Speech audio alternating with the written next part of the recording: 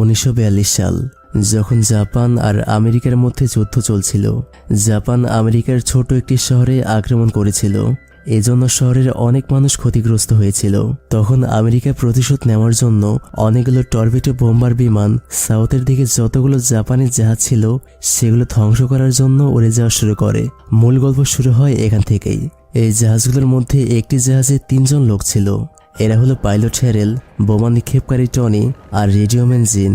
এরা যখন বোমা নিক্ষেপ করে ফিরে যাচ্ছিল তখন তারা আকাশের অনেক উপরে ছিল আর তারা তাদের রাস্তা ভুলে যায় এবং সেই সাথে বিমানের পেট্রোলও শেষ হয়ে যাচ্ছিল। জিন রেডিওর মাধ্যমে যোগাযোগ করে তাদের সঠিক রাস্তা বের করতে চাচ্ছিল, কিন্তু সিগন্যাল দুর্বল থাকার কারণে সঠিকভাবে আওয়াজ আসছিল না। তারা একটি বিশাল সমুদ্রের উপরে ছিল আর সেই সাথে বিমানের পেট্রোলও প্রায় শেষ হয়ে আসছে।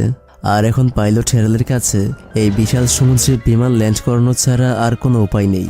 তাই সে বাকি দুজনকে বলে, তোমরা তোমাদের দরকারি জিনিস নিয়ে নাও, আমাদেরকে এখানেই ল্যান্ড করতে হবে।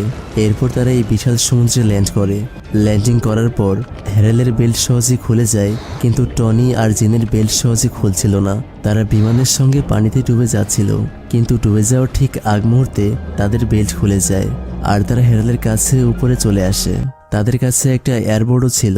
তারা ওই এয়ারবোর্ডে উঠে পড়ে আর সেদিনের রাতটা তারা সেই বোর্ডেই কাটিয়ে দেয়। পরের দিন সকালে দেখা যায় তারা একটি বিশাল সমুদ্রের মাঝখানে রয়েছে।